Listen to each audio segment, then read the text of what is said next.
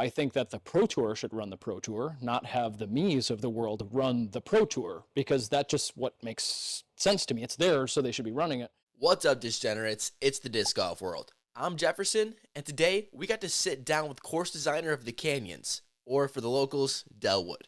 According to UDisc, the 11th best course in the United States. Even found its way on the Pro Tour in 2021.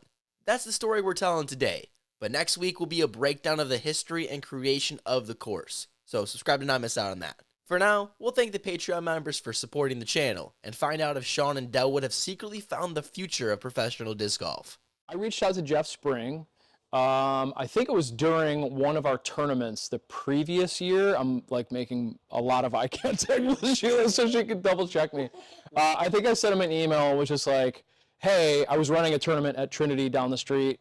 Are you interested in bringing the tour to Dellwood, to the Canyons? And I think he got back right away. And then I think we ended up having some calls earlier in 2021.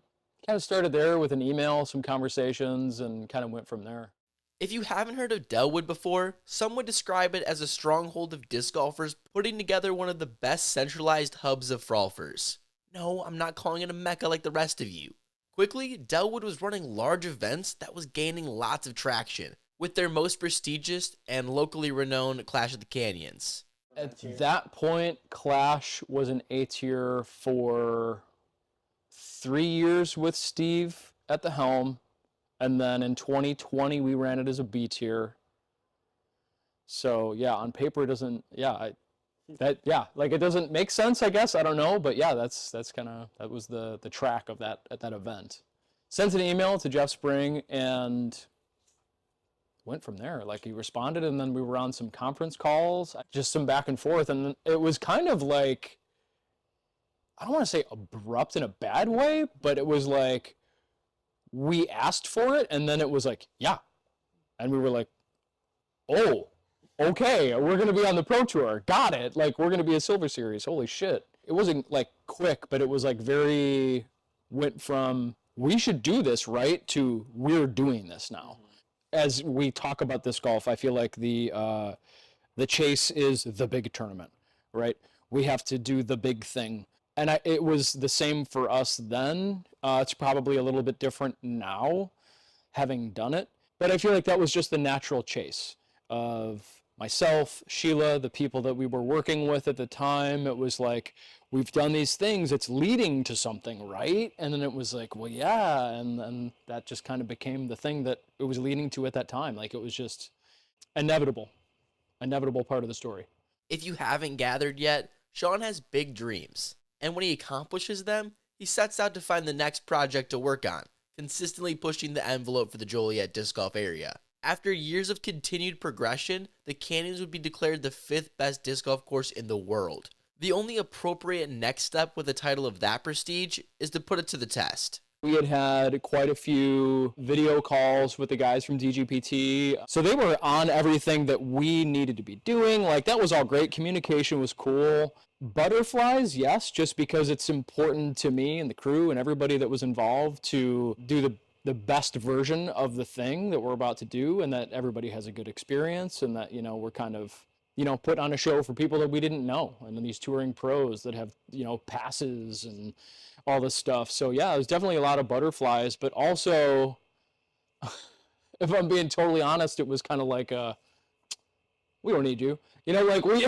you know what I mean? Like, in a respectful way, but like, at that time, I also kind of feel like that was at, I don't want to say the peak of our confidence, but like, for that time it was. And I remember the crew, dare I say, cocky about it, that like, we can run this. Not that we don't need them here, but like, we can run this. And I don't know, that's probably like a Midwest thing. Like, I think we were very Midwest blue collar about it. Like, so, that image that you have in your mind of that, like, I think that's kind of how we are in a way. And, it just is what it is, because it's all I ever know. And that's always going to be my approach, because that's the blood coursing through my veins. When you've been running top caliber tournaments for years, it should be no surprise to have that level of confidence. Sean is taking the humble route for all the work he put in, and deserves more praise for what he accomplished. But to him, it truly doesn't matter. His mission was to put on another classic Dellwood event, and that's what he did. This was the second pro tournament I had ever been to, and I know Sean doesn't do it for this, but I'll be the first to say, thank you. Too often, the hard work of running an event, especially at this level, gets forgotten. I mean, who do you think got more thanks, and who did the actual work? I would say that afterwards, I was just kind of like, yeah, the feeling of we could have done that without them was the same. Like again, I'm not throwing them under the bus, but I've kind of taken a stance on the Pro Tour of, I think that the Pro Tour should run the Pro Tour, not have the me's of the world run the Pro Tour, because that just what makes sense to me. It's theirs, so they should be running it. Just so everyone is aware, Dellwood has not been back on the Pro Tour since, but the success has only skyrocketed with no signs of slowing down. Sean was one of the only businesses in the industry that has expressed not struggling during this regression. Oh, also, it's important to the story to mention this. Giving them so much grace because it was 6 days after the Holy Shot. They were pretty burnt out. That was also peak of disc golf for the people, for them, So I have all the respect for the people that are doing this stuff on the tour and living out of cars and vans and Airbnbs. Like, truly, I don't want to sound like an ass, but they were burnt, it was all the way from Utah. So I think it was like a couple of days of travel for them to even get here, and you could just see it on all their faces. So, but yeah, no, everything was good and went through the track, and like there really wasn't that many things. Like one thing specifically, I remember them pointing out that our like OB lines didn't have like infinite arrows. I'll never forget them pointing that one thing out. And every time I draw an OB line now, I'm like, oh, I got to do the infinite arrow because that's the thing. So yeah, that was it. But yeah, good. Traveling from Utah to Illinois is for sure not fun, and it's probably worse after feeling the hangover of the Holy Shot.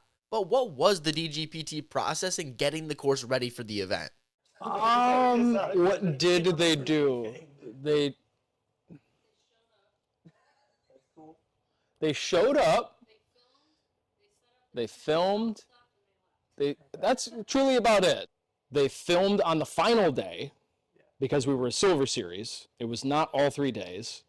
They were definitely recuperating from coming from Worlds, and like that was apparent, and I remember them being very upfront with that. Like they were like, bro, we're tired. And I was like, I understand. You've got a good crew of people that are running this tournament. Like I have all the faith in us. But then like as it kind of unfolded, the entire event was kind of like, oh yeah, we are really just running this tournament. They are just over there, taking hours to set up their merch tent.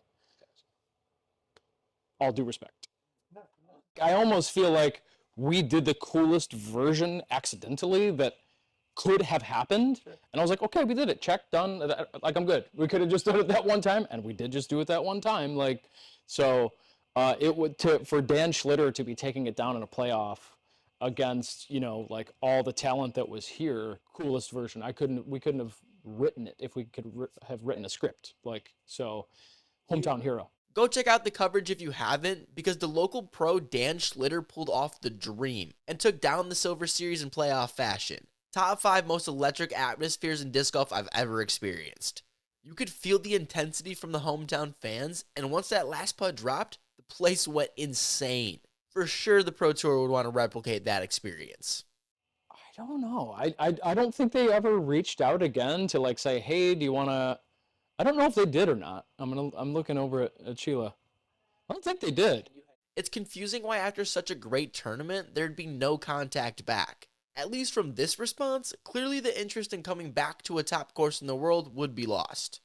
I don't think so. I don't think we ever heard from them again. Truly, I really don't. Because we worked with Gatekeeper. Yeah, that was it. I don't think we ever heard from anybody from the Pro Tour. And I don't want to say it wasn't a bad experience. I definitely remember thinking that I had given the people that were here from the Pro Tour an impression that they were just kind of like, whoa, this dude's different. Like, this dude is just straight up and down, because I am. Because, like, I don't give a shit about your feelings. I got a tournament to run on. Like, you know what I mean? Like, it wasn't, I don't know. It just, to me, it's just like a business thing. It came to the point for a guy who dedicates his life to disc golf to make a decision on what he values more, the locals or the status from the disc golf community on the internet. Because I remember, I mean, it was like 6 to 8 weeks. Sheila and I were just like, afterwards, we were just like zombies. It was quite, and the whole crew. It was a lot of work. You know, we ended up working with Gatekeeper the following year. It was like a thing that they were doing, going around to all the local A tiers and kind of, you know, networking. So that was really cool having them film. So like there was like a little bit of that chase, but we weren't like necessarily wanting to do the pro tour thing. Sean has been for the people since he first advocated for building the course. Never has he steered away from the original passion. But I had to know, was there any desire to be back on the pro tour? I feel like the crew puts the same amount of effort, passion, and energy into even our C tiers. Like there is no tournament that's small or big. They're all awesome and we care about them.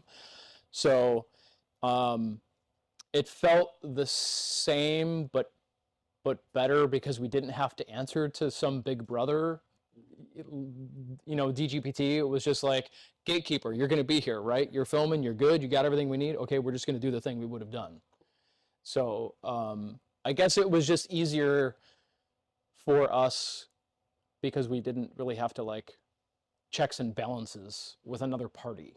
Is there a future in which professional disc golf doesn't rely specifically on the pro tour? Can there be other avenues that we can capture to continue to build our sport? Those are just questions to ask to continue to push our sport.